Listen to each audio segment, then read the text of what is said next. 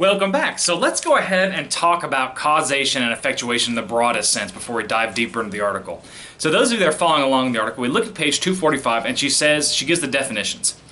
She says, causation processes take a particular effect as given and focus on selecting between means to create that effect. Effectuation processes take a set of means as given and focus on selecting between possible effects that can be created with that set of means. Oh my goodness, what does that even mean in everyday English? Well, let's start with the term effect. Okay? Now, those of you that have been following my channel know that effect is a synonym for what could also be interpreted as the ends of a firm. Okay? Or effect, ends, or you could even interpret this as goals of a firm. Okay? So let's give an example. Or let's give 4 examples. The 4 ends of the firm are normally something like profit, growth, social value, and maybe an environmental impact, right? So let's talk through this. You want to start a firm that will make exactly $1 million a year. That is a given effect. And so that's an example of causation. You want to start a firm that has a certain percentage of market share and will grow at a rate of 3% a year. You want to start a firm that is going to eradicate hunger in the city of Los Angeles. You want to start a firm that cleans up the ocean from all of its plastics. Okay? Those are very kind of firm effects. And so what you do is you start with that end goal and you work hard to gather respective means to achieve that end. So like, let's say I want to start this firm that's going to clean plastic out of the oceans, maybe all the plastic, right? So this is how we think about it. Okay, I've got this vision, I communicate it to people, and I say, you know what, let me think about what the means of the firm are, right? That usually consists of things like capital, okay? Normally when we talk about capital, we think about financial capital, that is either money or something that has a monetary value. So I'm going to gather up capital. I am going to try to have some sort of an organizational culture that can be used to help create work. I can create a certain kind of organizational structure that can help facilitate work. And I can gather the requisite knowledge or know-how. And sometimes people also talk about resources of a firm, which includes capital as well. Okay? So I gather up all of these things to bam, I create causation that way. Okay? Now, think of a very simple example of causation. Macgyver. And I'm not talking about this new version of Macgyver. I'm talking about the 1980s Macgyver with Richard Dean Anderson. We had that awesome mullet. That Macgyver, right? So when you think of Macgyver always had this he always got in these weird situations, right? He's like locked in a room and,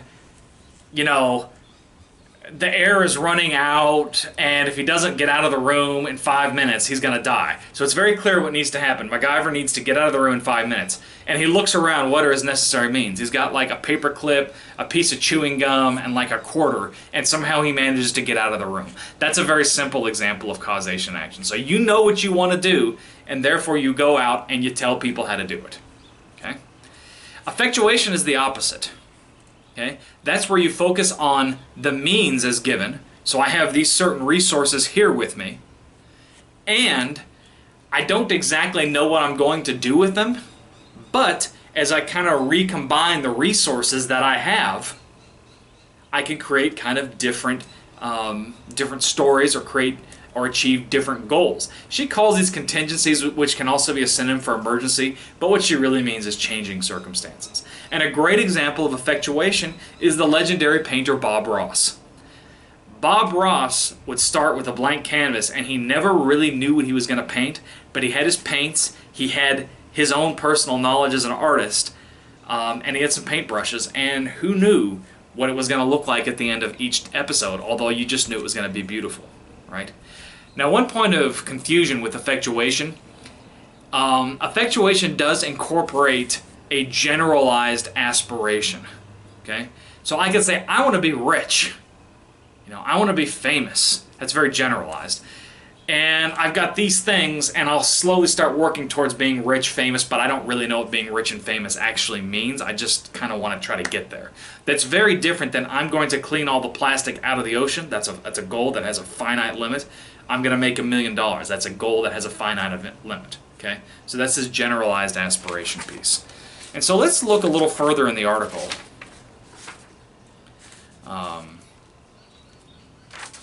And she gives a good example on page 246 of what a classical causation process looks like. And she uses Kotler's approach. And so this, you start off, you analyze long-run opportunities in the market, okay, because the market is somewhat fixed, you can study it. You research and select target markets, you identify segmentation variables and segment the market. You develop the profiles of resulting segments, you evaluate the attractiveness of each segment, you select the target segments, you identify possible positioning concepts for each target segment. Then you select, develop, and communicate the chosen positioning concept. You design your marketing strategies, you plan your marketing programs, you organize, implement, and control the marketing effort. So basically, you do a lot of studying, you figure out exactly how much you can get or how much you can achieve, and that becomes your effect, and then you gather resources to achieve that given effect. Okay?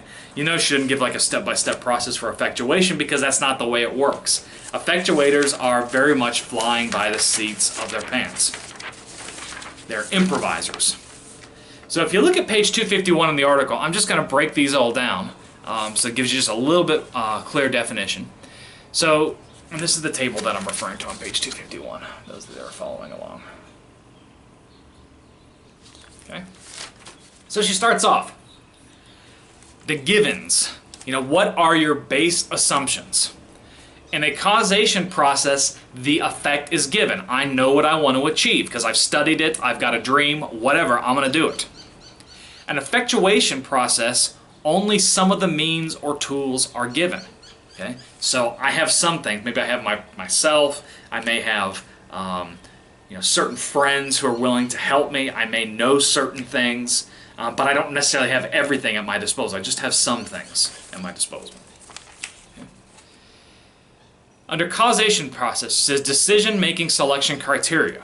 Help choose between means to achieve the given effect. In other words, what resources do you need to gather to meet your goal? Selection criteria is based upon expected return. So you know if you choose certain means, you'll get a certain return, and so you choose the means that give you the highest rate of return, because you can know that under causation. And it's effect dependent. The choice of means is driven by characteristics of the effect the decision maker wants to create and his or her knowledge of possible means. Okay? So basically, you know what you're trying to do, and therefore you choose the means that support that. Now, effectuation is quite different. Help choose between possible effects that can be created with certain means. So I've got, these. I've got $1,000.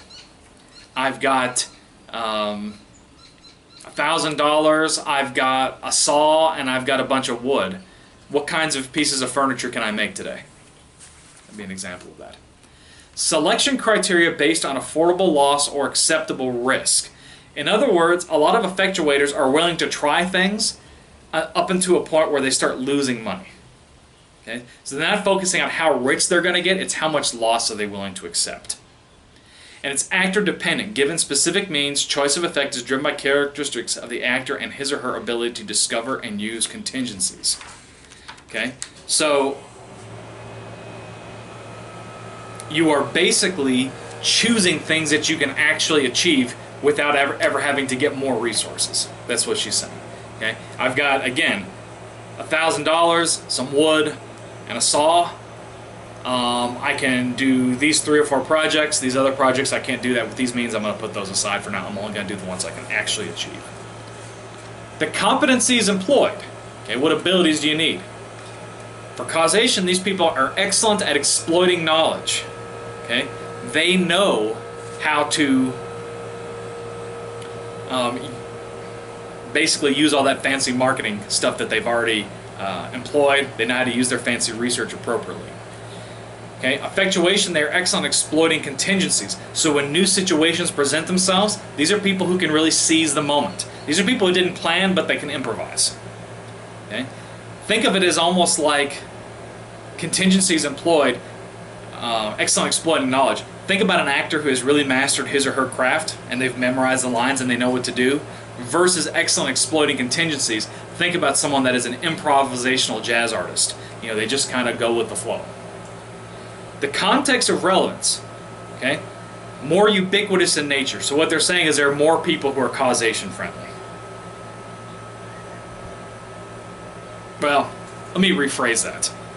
It's the context of relevance is that there are probably more people who are causation friendly because there are more people out there who are causation minded. It's a weird chicken and the egg problem.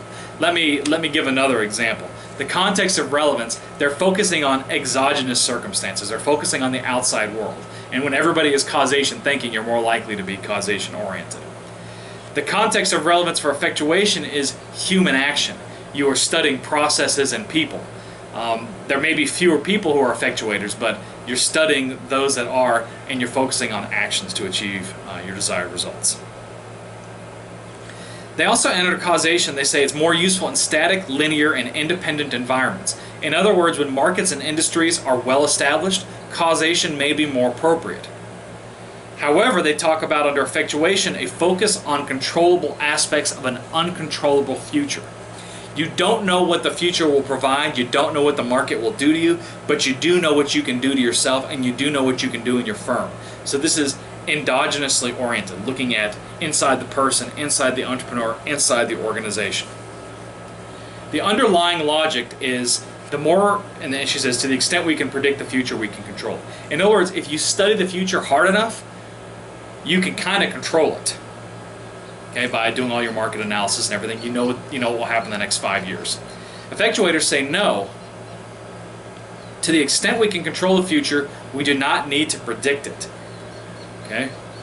So in other words, you make your own future, therefore you don't have to predict it. By making a new market, you are the master of that new market, and therefore you don't have to do any prediction because you're the one writing the story.